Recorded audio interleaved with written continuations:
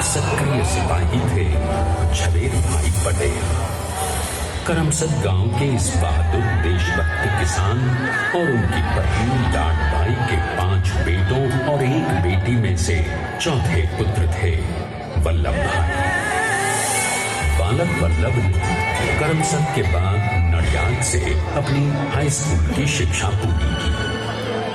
फिर 13 साल की उम्र में तभी एक युग पुरुष ने वल्लभ भाई के जीवन की धारा ही बदल दी। दक्षिण अफ्रीका में सत्याग्रह के अहिंसक अस्त्र से गोरे शासकों को सबक सिखाकर भारत वापस आए बैरिस्टर मोहनदास करमचंद गांधी से मिलकर वल्लभ भाई ने अपने कुछ बरसों से सीखे। तभी बारडोली के मजबूर मजलूम किसानों की यातना का समाचार उनके पास पहुंचा। तुरंत वल्लभ भाई वहां पहुंचे और यूं शुरू हुआ भारत का सबसे बड़ा और सफल किसान आंदोलन बारडोली।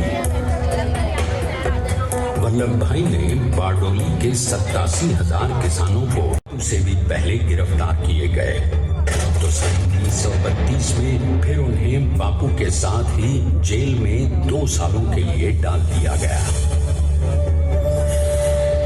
मगर आजादी के दीवानों को, स्वतंत्रता के परवानों को कौन गिरफ्तार कर पाया है। जेल से छूटते ही सरदार को कांग्रेस के नए राष्ट्राध्यक्ष पद पर चुना गया और उनकी सरपरस्ती में राष्ट्रवादी भारतीयों ने तमाम ब्रिटिश सूबों में जीत हासिल कर वहां अपनी स्थानिक सरकारें बनाई।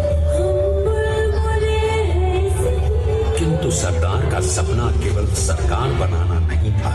उनका स्वप्न तो था एक ऐसे नए भारत का जहां हर रंग, हर रूप, हर जात, मजहब, तबके का हिंदुस्तानी एक साथ मिलकर एक ऐसा नया भारत बना सके जहां पूर्ण स्वराज के साथ सारे समाज को गरीबी, अशिक्षा, छुआछूत से भी आजादी मिल जाए।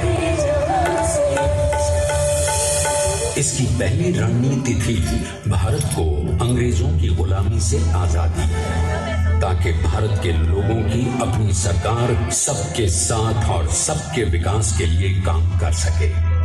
बापू की अगुवाई में अब देश ने अंग्रेजों को अंतिम चेतावनी दे दी, करेंगे या मरेंगे, क्विट इंडिया, अंग्रेजों भारत छोड़ो। बस फिर क्या था, संघर्ष की रणभेरी बजी। 3 सालों के लिए सरदार पटेल को भी सत्याग्रही नेताओं के साथ जेल में ठूंस दिया गया।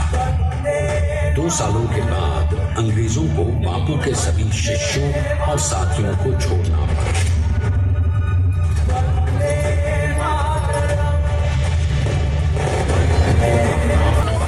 और फिर सीधा 600 फीट का